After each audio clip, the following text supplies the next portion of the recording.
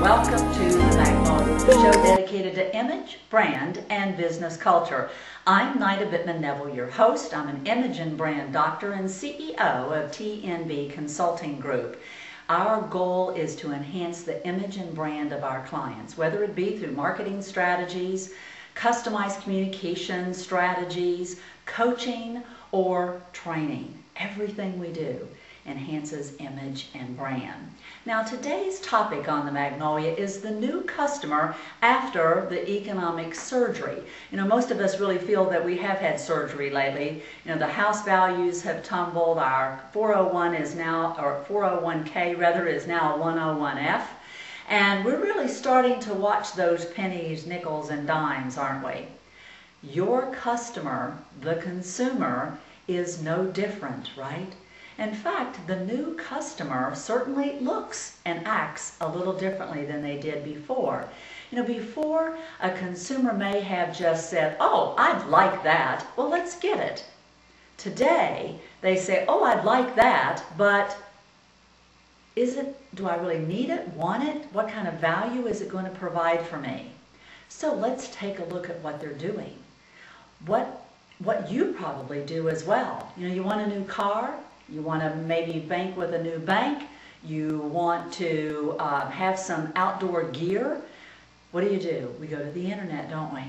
And we look to see who has possibly used that. Let's talk about the reviews that are out there and the fact that people are going out and telling stories and experiences, whether that's through Twitter, LinkedIn, Facebook, YouTube, you name it. You know, social media is certainly out there, and you've heard me talk about it before. But that is the way that the consumer is doing research, isn't it? So what do you want your presence to be when they're out there looking on the internet? So a couple of things that I'd like to ask you to begin to look at. Your UPS, or that unique positioning statement. Hopefully that is right there on your website, telling people who you are, what you do, how you do it, and how is it going to benefit them. Because we need to capture that customer, that consumer, pretty quick, don't we? And we've got to make them think that they need your product or service. So think about that unique positioning statement.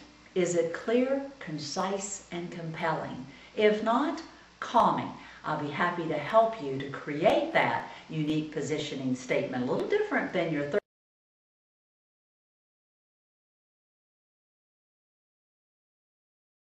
30-second commercial. And if you need help with that 30-second commercial, by all means, you know, let me know. But look at the way that you are positioning yourself and how you're communicating to the customer. The second thing I like for you to think about is your overall marketing and communication plan for 2010. A lot of companies out there have just, you know, cut their marketing budget, cut their training budget, and, you know, I always say that's fine if that's what you want to do, but I can tell you that if you don't continue to stay in front of your client, when the market does rebound, you're going to be nowhere in sight, and you're certainly going to be out of the mind of your consumer, your customer. So there are ways for you to still stay in front of the customer.